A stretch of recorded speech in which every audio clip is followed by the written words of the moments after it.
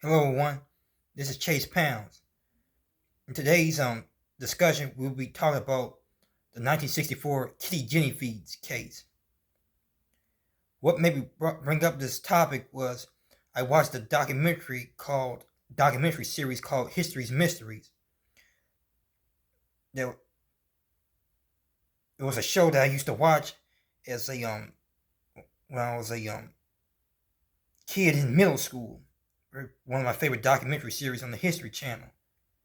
I happened to be streaming it online, and it was an episode that was interesting called the Kitty Genovese case. I kind of somewhat heard about this story on the internet. uh, I came across on a couple of articles on the internet, and what it is a case where a woman in New York, New York City, was walking. I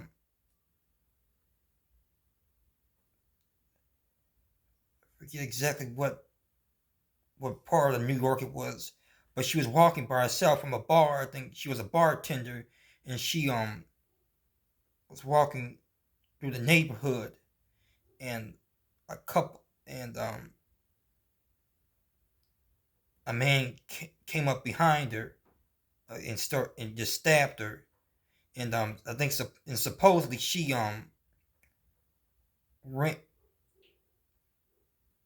she went into a couple of apartments, and she tried to get help, but people around her were supposedly not doing anything. People were also looking out the windows and saw the incident taking place and just sat there and looked from the windows, not doing anything. Didn't really bother call the police. They made a call till later, but they didn't do anything right away. There was another case where she went inside the apartment, and a person looked down the stairs, and no one did anything to help her being attacked. Helped her when she was being attacked. And there was a lot of criticism for that, and it was always still remains to this day criticism for why people never did step in to help. But what brought wanted to bring up the subject is I just thought was interesting because the case involving this was a Kitty Genovese was a I forget what ethnicity she was, but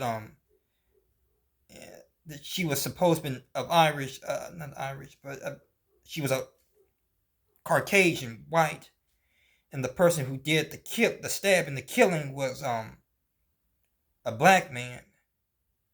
Of course, I just find it interesting because this is set in the '60s during the era of the civil rights movement. There's still a lot of racist, I guess, attitudes towards blacks.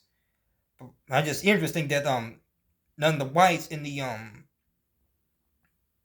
community didn't not that not that it was supposed to happen, but it's interesting that whites didn't get offended or retaliate against this incident because usually from prior stories, I'm familiar with a lot of times when and even just accusations of a white woman being harmed by a black man usually upset a lot of whites and would often stir up a lot of riots or massacres, I should say. Even though this was a different time period in the late '60s, and this was a different region compared from the deep south that this took place. I'm just interesting that none of the there was no attack on the black community for this taking place. And because I'm familiar with certain cases like Rosewood and the Tulsa massacre, where a white woman was allegedly being harmed, and no one was no the lady was never harmed. It's just allegations that, that she had been raped by a shoe shining clerk named Dick Rowland, and that was triggered the massacre because of a newspaper article a sensationalized newspaper article called "Nab Negro" for attacking a girl in the elevator, and that's what kicked off the whole riot. The similar with the Rosewood massacre down in Florida because of allegations of white women being raped, which all cases were false allegations. It never did happen, and this was often common in the South during the Jim Crow era, where false allegations of white women being harmed or any white person being harmed, often resulting in a massacre or lynching or some some some violent acts. But it's just interesting, even though this was in New York City, that in the tension of that period, there was no riots or anything that broke out. Because usually, I guess, I'm not saying this is always the case. Sometimes white people feel threatened when white men feel threatened when they're white when their women are being attacked like that. And I guess I'm not saying that all white people think this way, but I guess white people see the need to show superiority and to maintain their way of life. They try to